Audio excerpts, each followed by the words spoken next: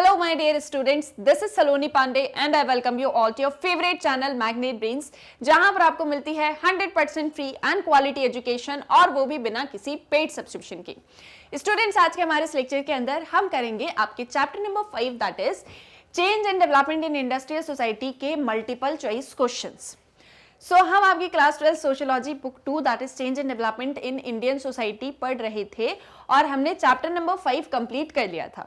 साथ ही साथ में इसके NCERT solutions, one shot revision, ये सब कुछ ऑलरेडी हम कंप्लीट कर चुके हैं। तो अब बारी आ जाती है मल्टीपल चॉइस क्वेश्चंस की, और जितने भी मल्टीपल चॉइस क्वेश्चंस आपके चैप्टर नंबर 5 से बन सकते हैं, आ सकते हैं, उन सभी को हम करेंगे आंसर हमारे आज के इस लेक्चर में, ताकि एग्जाम में कोई भी एमसीक्यू आए चैप्टर नंबर 5 से तो वो आपका छूटे नहीं और आप उसको आंसर कर पाए। फाइन, सो आई होप सो चैप्टर आपने अच्छे से पढ़ लिया है, सारा सब कुछ क्लियर है। बेसिकली इस चैप्टर के अंदर था क्या, जो इंडस्ट्रियल सोसाइटीज बन रही हैं, मेनली अर्बन एरियाज वगैरह जो हैं, वहां पे किस तरह से चेंजेस एंड डेवलपमेंट हो रहे हैं। हमने इसमें बहुत सारी चीज़ों को डिस्कस किया, like globalisation, liberalisation, privatisation, strikes, trade unions और बहुत कुछ। साथ ही साथ में कॉन्ट्रैक्ट वर्कर्स जो हैं वो कौन होते हैं, कॉन्ट्रैक्ट फार्मिंग कैसे होती, मतलब सॉरी फार्मिंग तो नहीं, वो हमने चैप्टर 4 में पढ़ा था, बट सॉरी इसके अलावा जितना भी इंडस्ट्रियलाइजेशन, अर्बनाइजेशन से रिलेटेड सारा कुछ था वो हमने हमारे इस चैप्टर के अंदर डिस्कस किया हुआ है। अब उससे जो भी क्वेश्चंस आ सकते हैं उनको हम यहाँ पर डिस्कस करेंगे। फाइन, अब यहाँ पर थोड़ा सा मतलब जो है थोड़े बेसिक लेवल से क्वेश्चंस को स्टार्ट करेंगे और फिर अच्छे से सभी क्वेश्चंस को हम आंसर करेंगे। Fine, so let's start with question number 1। In India in 2006 and 7 what was the share of employment in agriculture? India में 2006 और 7 में एग्रीकल्चर में एम्प्लॉयमेंट का शेयर कितना था, मतलब कितने लोग एग्रीकल्चर में एम्प्लॉयड थे। ऑप्शंस 13.33%, 16.10%, 15.19% और 13.18%। And the correct answer is, बताओ 6-7 में एग्रीकल्चर में कितना एम्प्लॉयमेंट हुआ करता था। And the correct answer here is option C, that is 15.19%. Fine, yes. Question number 2. Which of the following are characteristics of organized sector? देखो हमने organized और unorganized sector के बारे में भी डिस्कस किया था। Organized sector के कौन कौन से characteristic या कौन सा characteristic यहाँ पर है। Options: They have proper rules and regulations. Option B: Modes of payment is transparent. Option C: Employee cannot be removed from office without prior notice. Option D: all of the above. So इनमें से कौन सा या कितने characteristics जो हैं organised sector के correct हैं यहाँ पर, वो आपको मुझे बताना है, या मतलब कौन सा कैरेक्टरिस्टिक है ऑर्गेनाइज्ड सेक्टर का। और आपके options A, B, C, D में से करेक्ट आंसर क्या है, जल्दी से बताओ मुझे रीड करके। Yes, it is option D, that is all of the above. क्योंकि एक ऑर्गेनाइज्ड सेक्टर होता है जिसे हम फॉर्मल सेक्टर भी बोलते हैं, ठीक है, जिसको क्या बोलते हैं, फॉर्मल सेक्टर भी बोला जाता है। और इसके अलावा दूसरा होता है अनऑर्गेनाइज्ड या इनफॉर्मल सेक्टर। जो फॉर्मल या ऑर्गेनाइज्ड सेक्टर होता है उसके अंदर हम क्या करते हैं कि इस एक सेक्टर में जितनी भी ऑर्गेनाइजेशन, जितने भी एंटरप्राइजेज जो भी वर्क कर रहे हैं, उन सभी के एम्प्लॉयज जो हैं उनको प्रॉपर रूल्स एंड रेगुलेशंस के थ्रू गाइड किया जाता है, और वो फर्म्स या वो एंटरप्राइजेस भी उन रूल्स एंड रेगुलेशंस को मानते हुए ही वर्क करते हैं। एम्प्लॉयज का जो पेमेंट है वो ट्रांसपेरेंट मोड रहेगा कि उनको कितना पेमेंट करना है, उसमें उनको कितना, क्या चीज उनकी डिडक्ट हो रही है, क्या चीज जो है कब उनकी सैलरी बढ़ रही है, सारा कुछ उनको पता रहता है। और एम्प्लॉय को कभी भी बिना नोटिस के आप ऑफिस से रिमूव नहीं कर सकते हो, ठीक है, can not be removed from office without prior notice. अगर आपको उसको रिमूव करना है तो आपको उसको 1 मंथ, 15 डेज या 2 मंथ्स के लिए जो है प्रायर नोटिस देना पड़ेगा कि हम आपको जो है अब फायर करने वाले या जो भी चीज टर्मिनेट करने वाले हैं। फाइन, सो इस तरीके से रूल्स एंड रेगुलेशंस प्रॉपर होते हैं जिनके थ्रू फॉर्मल सेक्टर्स वर्क करते हैं। इसका अपोजिट होता है अनऑर्गेनाइज्ड सेक्टर, जहां पे कोई रूल्स रेगुलेशंस नहीं, पेमेंट मिलेगा नहीं मिलेगा, कितना मिलेगा वर्कर्स को नहीं पता होता है, बहुत ज्यादा एक्सप्लॉयटेशन भी होता है, और जब जिसका कॉन्ट्रैक्टर का मन हो वो वर्कर को जो है फायर कर देता है। फाइन, सो ये कुछ फीचर्स होते हैं फॉर्मल एंड इनफॉर्मल या ऑर्गेनाइज्ड अनऑर्गेनाइज्ड सेक्टर के। Question number 3, the Bombay textile strike off 1982 was led by trade union leader. Who. Bombay textile strike होती है 1982 में। इस स्ट्राइक को लीड किसने किया था? ट्रेड यूनियन के लीडर जो थे उस टाइम पे वो कौन हुआ करते थे, मतलब कौन थे बॉम्बे टेक्सटाइल स्ट्राइक में? दत्ता सामंत, जयप्रकाश भिलारे, किसान सालुंका या दत्ता ईश्वलकर? बताओ कौन थे trade union leader Bombay textile strike के? Yes, very good, it is option A, that is Datta Samant. देखो दत्ता सामंत और दत्ता ईश्वलकर में आपको कंफ्यूज किया जाएगा, तो ऐसा नहीं कि सिर्फ दत्ता पढ़ लिया कि हाँ अगर दत्ता आएगा तो मैं आंसर कर दूंगा या कर दूंगी। सो वहां पे प्रॉपर जो है अच्छे से सारे नाम वगैरह आपको याद रखने हैं। फैक्चुअल चीजें जितनी भी हैं वो आपको पता होनी चाहिए और साथ ही साथ में कंसेप्ट बेस्ड भी। Next you have is question number 4। Which of the following are the consequences of outsourcing? Outsourcing के क्या सारे कॉन्सिक्वेंसेज होते हैं? Options: low wages, poor working conditions, permanent employees are reduced और ऑल ऑफ द अबव। जल्दी से बताओ इनमें से क्या आउटसोर्सिंग के कॉन्सिक्वेंसेज या रिजल्ट्स होते हैं? वेजेस कम मिलेंगे, वर्किंग कंडीशन अच्छी नहीं होंगी, परमानेंट एम्प्लॉयज को कम कर दिया जाएगा, या ये सभी? Yes, it is option D, that is all of the above. क्योंकि आउटसोर्सिंग में देखो बेसिकली किया क्या जाता है, जैसे फॉर एग्जांपल कोई ऑर्गेनाइजेशन है, वहां पे आज की डेट में 50 एम्प्लॉइज काम कर रहे हैं, लेकिन जरूरत सिर्फ 25 की ही है, तो वो क्या करेंगे, 25 या 30 की है मान लो, तो वो क्या करेंगे, बाकी के 25 को निकाल देंगे, ठीक है, और बाकी जो 25 रिमेनिंग है उनसे अपना सारा काम करवाएंगे। जो एक्स्ट्रा वर्क रहा करेगा उसके लिए दूसरी कंट्रीज से या दूसरी जगहों से, एरियाज वगैरह से लोगों को क्या करेंगे, वर्क प्रोवाइड कर देंगे कि इतना इतना काम है, आपको इतने इतने दिन में करके देना है, हम आपको इतना इतना पेमेंट करेंगे। अब जिनको जॉब की रिक्वायरमेंट होती है वो उस काम को कर लेते हैं, लेकिन उन्हें पैसे कम दिए जाते हैं और जो वर्किंग कंडीशंस होती हैं वो भी अच्छी नहीं होती, क्योंकि कभी कभी क्या होता है, जैसे फॉर एग्जांपल कोई फर्म है यूएस में, ओके, और उन्होंने इंडिया में कुछ लोगों को अपना काम देके रखा हुआ है, फॉर एग्जांपल डेटा एंट्री का।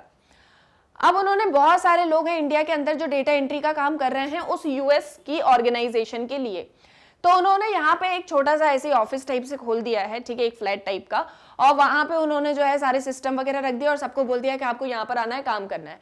वहां पर ना किसी तरीके का हाइजीन, ना सैनिटेशन, कुछ भी नहीं, और बस वो आ रहे हैं वहां पर काम कर रहे हैं, उनको किसी तरह की कोई फैसिलिटीज नहीं मिल रही है। तो ये भी एक पुअर वर्किंग कंडीशन होती है। परमानेंट एम्प्लॉइज को रिड्यूस कर दिया जाता है, जैसे मैंने आपको बताया कि पहले 50 काम कर रहे थे, अब 25 कर दिए। फाइन, सो ये सारे के सारे कॉन्सिक्वेंसेज होते हैं आउटसोर्सिंग के। आउटसोर्सिंग समझ में आया कि बाहर से लोगों को हम जो है हायर करें और उनको काम दे दें, वो वहीं रह रहे हैं, उन्हें आने की जरूरत नहीं है, पर वहीं से ही काम करके देंगे। Clear? Okay, let's move on to next question, question number 5। Scientific management, also known as Taylorism और industrial engineering, was invented in. Scientific management जिसे टेलरिज्म भी कहा जाता है या इंडस्ट्रियल इंजीनियरिंग, उसको कब इन्वेंट किया गया था? 1870s, 1880s, 1890s और 1900? क्या होगा करेक्ट आंसर यहाँ पर? कब साइंटिफिक मैनेजमेंट या टेलरिज्म जो है वो उसको इन्वेंट किया जाता है? From options A, B, C और D, which one of is correct? It is yes option C, that is 1890s। 1890s का वो टाइम था जब टेलरिज्म को जो है इन्वेंट किया जाता है। टेलरिज्म की बेसिक फिलॉसफी होती है कि हमको ऑर्गेनाइजेशन फर्म्स को कैसे साइंटिफिकली मैनेज करना है, तो वो उसमें बताते हैं कि किस तरीके से जो है मैनेजमेंट होगा। तो हमको जो है वॉचेस लानी पड़ेंगी, watches in the sense stop watches, जो बताएंगे कि इतने घंटे में इतना ही काम करना है। तो वर्क को भी डिवाइड कर दो, लेबर को भी डिवाइड कर दो, टाइम बता दो कितना काम में कितना करना, मतलब कितनी देर में कितना काम करके देना है, और फिर जो है कन्वेयर बेल्ट वगैरह आ जाएगा, टेक्नोलॉजी एडवांसमेंट होगा, तो इस तरीके से पूरा साइंटिफिकली मैनेज किया जाएगा और ये चीज़ बाद में इंप्लीमेंट भी होती है। क्लियर? सो इन्वेंट कब हुई? 1890s में। बेसिक बेसिक चीज़ें हैं। Okay, question number 6। Who argued that the use of machinery actually de-skill workers? किसने कहा कि मशीन को यूज करेंगे तो वर्कर्स को डी स्किल, मतलब वर्कर्स डी स्किल हो जाएंगे? Harry Braverman, Karl Marx, Max Weber और एमाइल डर्कीम या डरखाइम? बताओ किसने कहा था कि मशीनरी यूज करने से वर्कर्स डी स्किल हो जाएंगे? जल्दी से बताओ मुझे कमेंट सेक्शन में। And the correct answer here is option A that is Harry Braverman. देखो हैरी ब्रेवरमैन ने ये चीज कही थी कि अगर मशीनरी को हम यूज करेंगे तो जो हमारे वर्कर्स हैं वो धीरे धीरे डी स्किल होते जाएंगे, मतलब उनका सारा काम कौन कर रही है, मशीनरी, तो वर्कर की फिर हमको जरूरत ही क्या है। तो ऐसे में जब वर्कर काम नहीं करेंगे तो वो धीरे धीरे अपने उस काम को भूलते चले जाएंगे, ठीक है। बाद में महात्मा गांधी, कार्ल मार्क्स ने भी इन चीजों को कहा, लेकिन उन्होंने मशीनरी को सपोर्ट करते हुए कहा कि मशीनरी है तो अच्छी लेकिन ये वर्कर्स को डी स्किल कर देगी। बट एग्जैक्टली ये जो वर्ड्स थे कि use of machinery will deskill workers, that is of Harry Braverman. Question number 7, dash leads to greater equality at least in some sphere. For example, caste distinctions do not matter anymore on trains, buses or in cyber cafes. On the other hand, older forms of discrimination may persist even in a new factory or workplace settings. And even as social inequalities are reducing, economic or income inequality is growing in the world.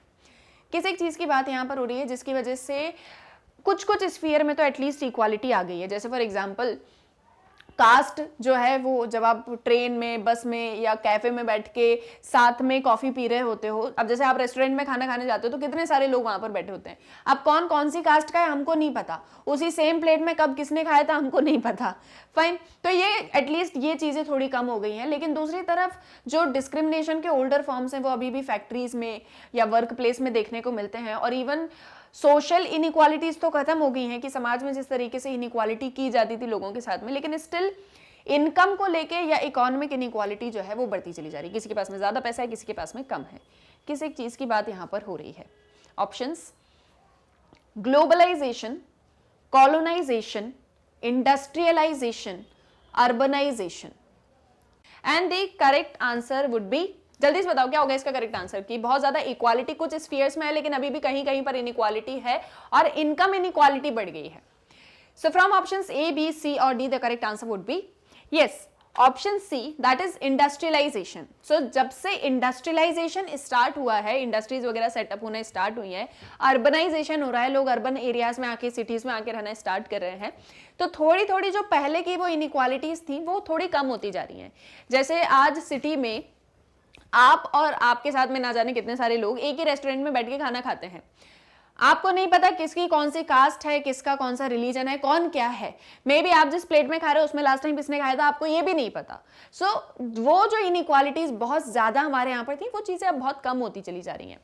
साथ ही साथ में कुछ चीजों में inequality बढ़ रही है, जैसे इनकम इनइक्वालिटी बढ़ रही है। क्यों? किसी के पास में ज्यादा पैसा है, कोई ज्यादा अर्न कर रहा है, किसी के पास में कम है, रिसोर्सेज का डिस्ट्रीब्यूशन इक्वल नहीं रहा। Fine. So that is the correct answer. That is option C, industrialization.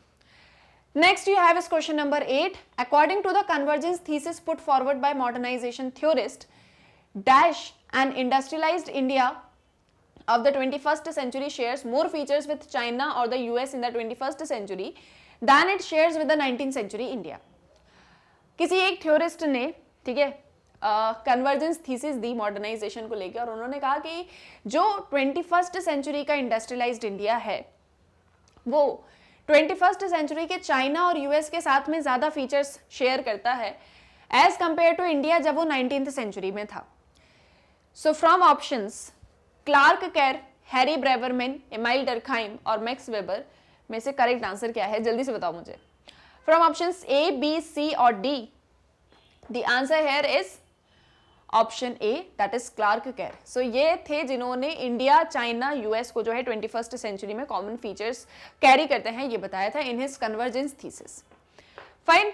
Question number 9. Since the 1990s the government has followed a policy of dash. 1990s से गवर्नमेंट ने एक पॉलिसी फॉलो करी। Private companies, specially जो foreign firms वगैरह थे, उनको encourage किया कि वो उन सेक्टर्स में भी इन्वेस्ट करें जो पहले गवर्नमेंट के लिए रिजर्व्ड थे, जैसे टेलीकॉम हो गया, सिविल एविएशन है, पावर एक्सेट्रा। और लाइसेंसिंग जो है वो अब जरूरी नहीं हुआ करती थी इंडस्ट्रीज को ओपन करने के लिए। सो कौन सी वो पॉलिसी थी जिसमें ये सारी चीजें होती हैं? Fine. Options: globalisation, liberalisation, privatisation, urbanisation. And what is the correct answer among the options A, B, C or D? And the answer here is yes, it is option B, that is liberalization. 1991 में हमने LPG, that is liberalization, privatization, globalization adopt किया, और जो LPG था, मतलब इसमें जो liberalization था उसमें हमने थोड़ा सा जो है लिबर्टी प्रोवाइड करना स्टार्ट करी। जैसे एक एग्जांपल कि अब इंडस्ट्रीज को ओपन करने के लिए आपको लाइसेंसिंग की जरूरत नहीं है ना। So that is the correct answer, option B, that is liberalisation. ये क्वेश्चन जो है ना, ये सब आप आंसर तभी कर पाओगे जब आप चैप्टर को रीड कर रहे हो और जब आपकी कंसेप्ट्स क्लियर हैं। Fine, okay. Now question number 10, the government is trying to sell its share in several public sector companies, a process which is known as dash। Government जो है वो डिफरेंट पब्लिक सेक्टर कंपनीज के share जो हैं उसको sell out कर रही है। इस एक प्रोसेस को क्या कहा जाता है? गवर्नमेंट पब्लिक सेक्टर कंपनीज के शेयर्स को सेल कर रही है, इस प्रोसेस को क्या कहेंगे? In modern foods which was set up by government to make healthy bread available at cheap prices and which was the first company to be privatized, 60% of the workers were forced to retire in the first 5 years।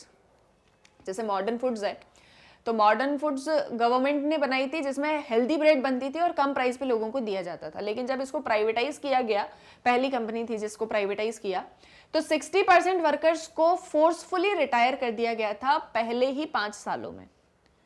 Clear? Question समझ में आया? Option सुनो, disinvestment, investment, expenditure, none of this. What is the correct answer? Government is trying to sell it share in several public sector companies. क्या होगा correct answer? जल्दी से बताओ मुझे कमेंट सेक्शन में। And it is option A, that is disinvestment. Disinvestment का process होता है जहां पर आप अपनी इन्वेस्टमेंट को एक तरीके से डिक्रीज कर रहे होते हो। किस फॉर्म में? कि आप अपनी कंपनी को किसी दूसरे को बेच दो। क्लियर? तो उसका एक एग्जाम्पल भी दिया है मॉडर्न फूड्स का। Fine, okay. Question number 11, dash consist of all units employing 10 or more people throughout the year. These have to be registered with the government to ensure that their employees get proper salaries, wages, pension and other benefits। किसी एक sector की बात यहाँ पर हो रही है जिसमें सभी यूनिट जो है वो कम से कम साल में 10 या उससे ज़्यादा एम्प्लॉयज़ को जो है एम्प्लॉय करेंगे, एम्प्लॉयमेंट प्रोवाइड करेंगी। इन्हें गवर्नमेंट के साथ में रजिस्टर होना पड़ेगा और इनके सारे एम्प्लॉयज़ को प्रॉपर सैलरीज, वेजेस, ये सब कुछ मिलता है, ये इंश्योर करना पड़ेगा। तो किसकी बात यहाँ पर हो रही है? कौन से सेक्टर की बात यहाँ पर हो रही है? Primary sector, service sector, organised sector, public sector. क्या होगा करेक्ट आंसर? बताओ जल्दी से। इसके बारे में अभी हमने यही एमसीक्यूज में ही डिस्कस किया है। Yes, very good, it is option C, that is organised sector, है ना। गवर्नमेंट के रूल्स रेगुलेशंस रहेंगे, एम्प्लॉयज को पूरी सैलरी, पेंशन, सारे बेनिफिट्स मिलेंगे और इनको एम्प्लॉयमेंट भी प्रोवाइड करना पड़ेगा। Okay, question number 12, dash is not a feature of the unorganised sector. इनमें से क्या अनऑर्गेनाइज्ड सेक्टर का एक फीचर नहीं है? Options, unions, unstable income, no job security, exploitation। now also you can answer this, it is also very easy, जल्दी से बताओ। yes, it is option A, that is unions। देखो, अनऑर्गेनाइज सेक्टर के बारे में मैंने आपको बताया, जहां पे कोई रूल्स रेगुलेशंस कुछ भी नहीं है, तो जॉब सिक्योरिटी भी नहीं है और साथ ही साथ में इनकम जो है वो स्टेबल नहीं है, कब कितनी मिलेगी पता नहीं है लेबर को, तो एक्सप्लॉइटेशन भी बहुत ज्यादा होता है। तो ये तीनों फीचर्स हैं अनऑर्गेनाइज सेक्टर के, लेकिन यूनियन कोई फीचर नहीं है अनऑर्गेनाइज सेक्टर का, वो ऑर्गेनाइज्ड सेक्टर का फीचर है। Okay, question number 13, private companies especially foreign firms are encouraged to invest in sectors earlier reserved for the government। Private companies specially जो फॉरेन फर्म्स थे उनको इंकरेज किया गया कि वो उन सेक्टर्स में भी इन्वेस्टमेंट करें जो कि पहले सिर्फ और सिर्फ गवर्नमेंट के पास में हुआ करते थे, जैसे कि railways, airport authority of India, defence, telecom. बताओ इनमें से वो कौन सा सेक्टर था जिसमें बोला था कि प्राइवेट को भी इन्वेस्टमेंट करना चाहिए? And the answer is from option A, B, C और डी। जल्दी से बताओ। It is option D, that is telecom. जैसे टेलीकॉम हो गया, पावर हो गया, इन सब में बोला था कि ये अभी सिर्फ गवर्नमेंट के पास में है, अब इसमें जो है प्राइवेट पर्संस को भी इन्वेस्ट करना चाहिए। रेलवेज में नहीं बोला था, एयरपोर्ट, डिफेंस, इन सब में नहीं बोला था। एट प्रेजेंट डिफेंस अभी भी गवर्नमेंट के ही कंट्रोल में है पूरी तरह से, प्रेजेंट टाइम की हम बात करें तो। और रेलवेज जो है वो अब तक गवर्नमेंट के पास में थे, लेकिन अब उसमें भी प्राइवेट इन्वेस्टमेंट स्टार्ट हो चुका है। क्लियर? लेकिन अगर बुक से क्वेश्चन है तो आपको सिर्फ टेलीकॉम ही लिखना है ना, क्योंकि बुक में हमको उस एक टाइम की बात की गई है, before 1991। The example of secondary sector. ये तो बहुत सिंपल है ना? जल्दी से बताओ, ऑप्शन रीड करूं क्या? Okay, banking, agriculture, mining, manufacturing. Answer is yes, option D, that is manufacturing. Primary में एग्रीकल्चर आ गया आपका, बैंकिंग आपका आ गया टर्जरी में। ओके, माइनिंग भी सेकेंडरी में आता है, लेकिन मैन्युफैक्चरिंग इसमें बोला जाता है। माइनिंग जो है वो आपके दूसरे और मतलब एक्टिविटीज, इसके अंदर जो सब एक्टिविटीज वगैरह में आ जाता है। क्वेश्चन नंबर 15, आपका favourite question. In the Kanpur textile mill the dash were known as mistris. Kanpur textile mill में मिस्त्री किसको बोला जाता था? एम्प्लॉयर्स, एम्प्लॉयज, कॉन्ट्रैक्टर्स या जॉबर्स? None of these. जल्दी से बताओ, मिस्त्री किसको बोला जाता था? Answer is from A, B, C और D. Option C, that is contractor या जॉबर्स। यही तो होते थे वो जो जाते थे, लोगों को काम करने के लिए लेकर आते थे, है ना? इनको मिस्त्री बोला जाता था। Last question. Dash invented a new system in the 1890s which he called scientific management. किसने साइंटिफिक मैनेजमेंट का 1890s में सिस्टम इन्वेंट किया था? Henry Ford, Frederick Winslow Taylor, Karl Marx, Harry Braverman. इसके बारे में भी हमने डिस्कस किया था। यू नो द आंसर, जल्दी जल्दी जल्दी। Yes, it is option B, that is Frederick Winslow Taylor, FW Taylor. क्योंकि साइंटिफिक मैनेजमेंट को आपको पता होगा कि टेलरिज्म भी कहा जाता है। क्या कहा जाता है? टेलरिज्म। तो ऐसे भी आप याद रख सकते हो कि इट इज FW टेलर और फ्रेडरिक विंस्लो टेलर। क्लियर? कोई डाउट है क्वेश्चंस में, किसी कंसेप्ट में, किसी टॉपिक में, तो मुझसे पूछ लेना कमेंट सेक्शन में। आई होप सो ये सारी चीजें आपको क्लियर है और कोई डाउट नहीं होगा। देखो, MCQs तो बेसिक होते हैं। अगर आप चैप्टर्स अच्छे से पढ़ रहे हो और अगर आप कंसेप्ट्स आपके क्लियर हैं तो आप बहुत इजीली उनको आंसर कर सकते हो, कोई भी दिक्कत नहीं आएगी। लेकिन अगर ये दोनों ही चीजें छोड़ दी तो MCQs को आंसर नहीं कर पाओगे। कंसेप्ट क्लियर होने के बावजूद भी बहुत बार फैक्चुअल क्वेश्चंस आ जाते हैं और हम उनको आंसर नहीं कर पाते, तो उसके लिए भी हमको चैप्टर्स पढ़ना बहुत इंपॉर्टेंट होता है। अगर ये सारी चीजें आप कंप्लीट कर लेते हो तो आपके लिए कोई भी क्वेश्चन टफ नहीं होगा। You can easily answer each and every question. Fine, now I hope so everything is clear to you. So अब हम मिलेंगे हमारे नेक्स्ट लेक्चर में, जहां पर मैं और भी क्वेश्चंस आपके लिए लेकर आऊंगी, और भी क्वेश्चंस को हम डिस्कस करेंगे। बस आप अपनी अच्छे से पढ़ाई करते रहो।